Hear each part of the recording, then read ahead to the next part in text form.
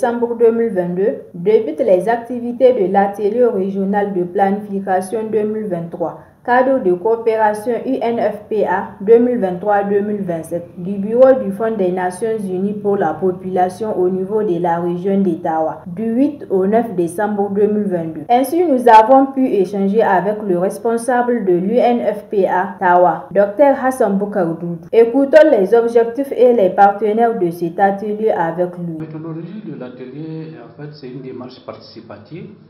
entre, d'une part, les structures étatiques représentant donc les ministères techniques au niveau des consultés, donc au niveau régional, et composé essentiellement de nos partenaires d'exécution, d'ONG avec lesquels nous travaillons sur le terrain. Nous avons, si vous voulez, en termes descriptifs, au niveau donc des structures étatiques, la direction régionale de la santé publique, de la population et des affaires sociales, la direction régionale de la promotion de la femme et protection de l'enfant, la direction régionale de l'enseignement national, la direction régionale des enseignements secondaires et la direction régionale de la jeunesse et sport, qui sont des partenaires de proximité avec lesquels nous travaillons au niveau régional et représentés au niveau central, et des ONG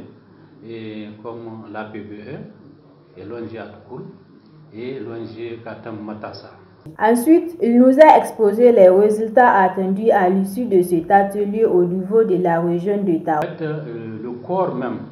de cette coopération décliné en plan de coopération est articulé au niveau de 3 résultats transformateurs du Fonds des Nations Unies pour la population qui sont 0 besoin non couvert en planification familiale, 0 décès maternel évitable et 0 violence basée sur le genre, qui eux-mêmes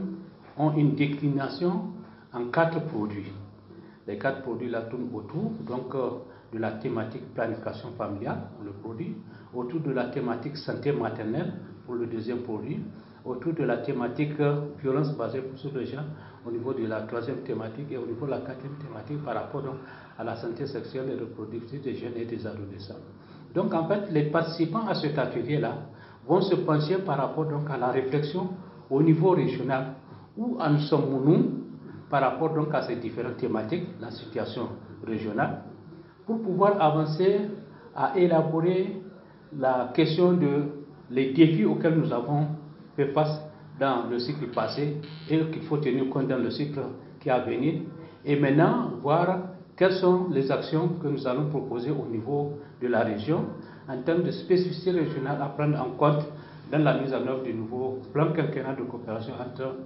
le gouvernement du Niger et le Fonds des Nations Unies pour la population. En intervention, il a lancé un appel aux participants de cet atelier. Mon dernier mot, c'est que vraiment les participants à cet atelier, qui ont été non pas un choix de hasard, mais un choix très judicieux, du fonction de leur expérience de travail avec le Fonds des Nations Unies pour la population en tant que représentants de partenaires de mise en œuvre, qui ont les qualités par rapport donc à cet exercice-là, et puissent nous sortir à la fin des 2 jours de l'atelier vraiment des propositions